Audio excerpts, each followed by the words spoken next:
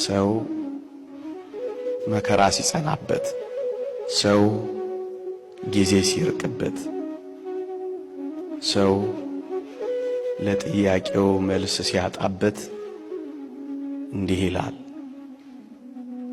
ቢረሳይ ነው፣ ባይወደኝ ነው፣ ባይኖር ነው።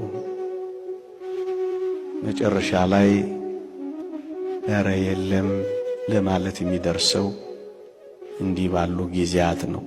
እንዲህ ባሉ ጊዜያት እግዚአብሔር አላያለኝ የሚል ጩኸት ነው የሚሰማው። ክርስቲያኖች ምናልባት እግዚአብሔር አላይ ብሎን ሳይሆን እኛ እንታይ ብለን እንዳይሆን መጠርጠር ነው። የእግዚአብሔር ዓይኖችማ አይደክሙ ኃያላን ናቸው። የእግዚአብሔር ዓይኖችማ አያንቀላፉ ትጉሃን ናቸው። የእግዚአብሔር ዓይኖችማ አይጨልምባቸው ብሩሃን ናቸው። የእግዚአብሔር ዓይኖችማ አይሞቱ ሕያዋን ናቸው።